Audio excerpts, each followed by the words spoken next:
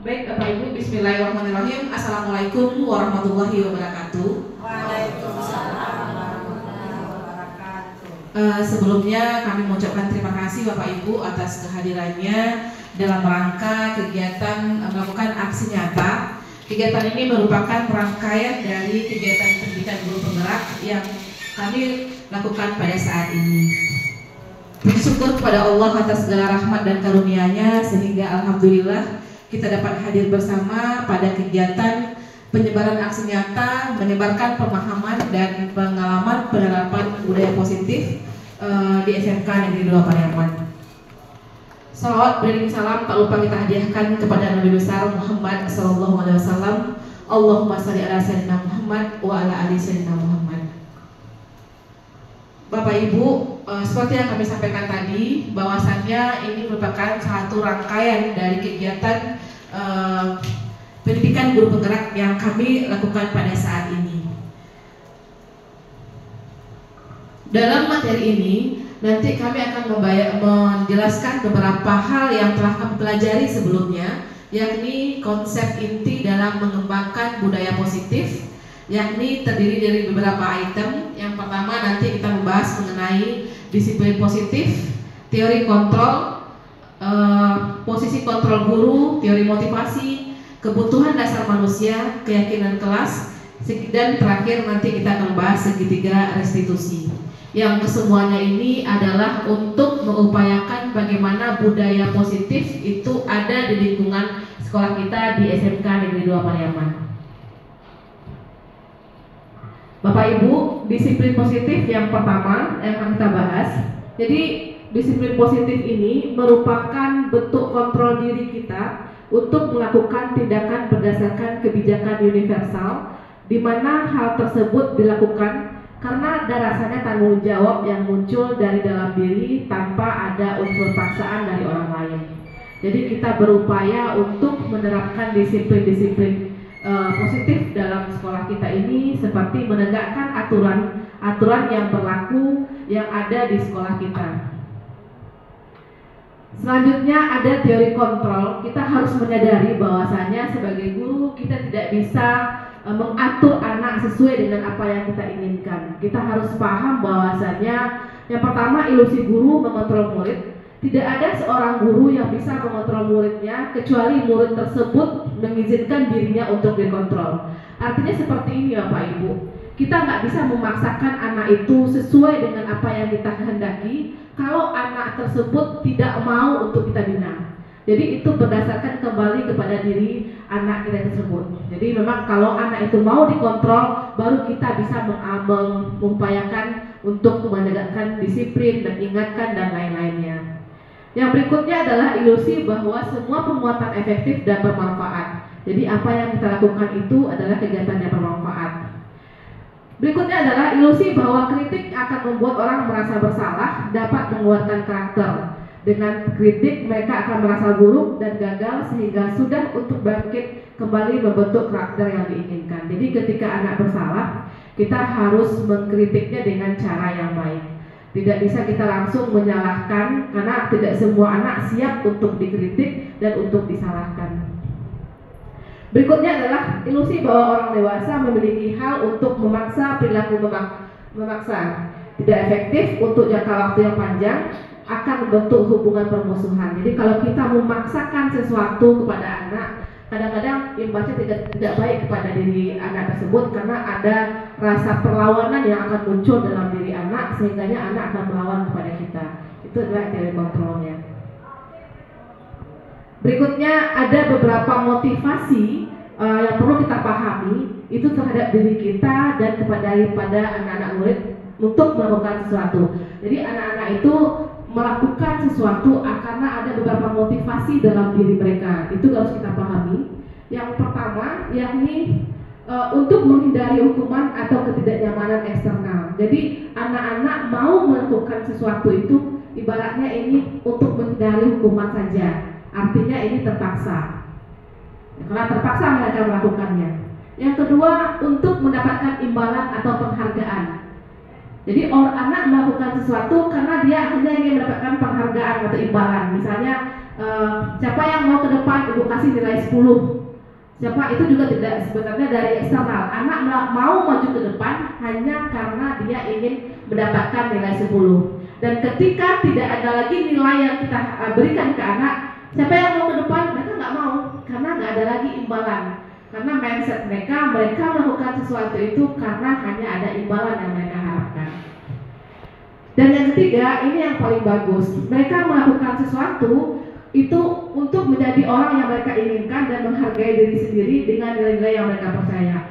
Motivasi tersebut berasal dari keinginannya. Nah, ini yang paling penting. Kalau keinginan dari dalam diri anak-anak sendiri. Jadi mereka dia melakukan sesuatu karena dia ingin maju. Dan ini tugas kita sebagai guru untuk membangkitkan motivasi internal dalam diri peserta didik kita. Baik Bapak Ibu, kita masuk kepada posisi kontrol guru. Nah, di sini poinnya menurut saya ini sangat penting, poin yang paling utama dari materi budaya positif ini. Kita sebagai pendidik harus paham posisi diri kita ini. Jadi dalam satu penelitian, posisi kontrol guru ini ada 5. Ada guru itu sebagai penghukum, ada pembuat orang merasa bersalah, ada posisi kontrol itu sebagai teman, pemantau, dan manajer. Kita bahas satu Bapak Ibu. Sebagai penghukum, jadi ini juga banyak yang perlu kita lihat di sekolah kita ini. Kita selalu tanpa sadar kita memaksakan disiplin kepada guru dengan memberikan hukuman. Contoh, misalnya kalau hari ini kamu tidak datang ke sekolah, datang ke sekolah memakai sepatu hitam. Memakai sepatu hitam itu sesuai dengan peraturan kita. Tapi hari ini kamu tidak datang ke sekolah memakai sepatu hitam, itu tidak boleh. Sepatunya diambil dan ditahan gitu. Silakan anak pakai sendal saja, pakai kaki ayam saja di sekolah. Nah, sebenarnya itu kan aturan kita. Tapi kalau posisi kontrol kita tidak mendengar, kadang-kadang kan ada alasannya anak memakai sepatu lain selain warna hitam. Kadang-kadang anak ini kan kemarin hujan misalnya, hari hujan sepatu hitamnya basah. Mereka sudah mencoba untuk menjelaskan, tapi kita tidak mau tahu. Pokoknya kita tetap ambil sepatu putihnya. Nah, itu kita berposisi sebagai penghukum. Jadi posisi kontrol kita sebagai penghukum di sana. Jadi sesuai dengan aturan, kalau tidak sesuai hukumannya ada sesuai dengan tanpa kita melihat latar belakang, cerita atau permasalahan apa yang dihadapi oleh siswa kita ini. Selanjutnya, pembuat orang merasa bersalah. Nah, ini juga sering tanpa sadar kita lakukan. Kadang-kadang kita menyampaikan ke anak, ayolah nak datang tepat waktu, ayolah nak rajin belajar, ayolah nak belajar yang rajin. Apa kamu tidak kasihan dengan ibu? Apakah kamu tidak kasihan dengan orang tua kamu di rumah?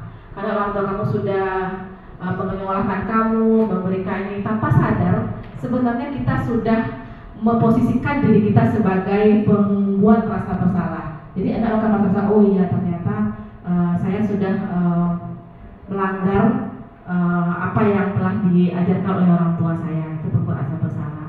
Ada lagi posisi kontrol ini sebagai teman. Nah, sebagai teman ini ada positifnya dan negatifnya menurut kami, karena kalau sebagai teman kita bisa menggali informasi yang dekat dengan peserta didik kita bisa dekat bertanya dan segala macamnya.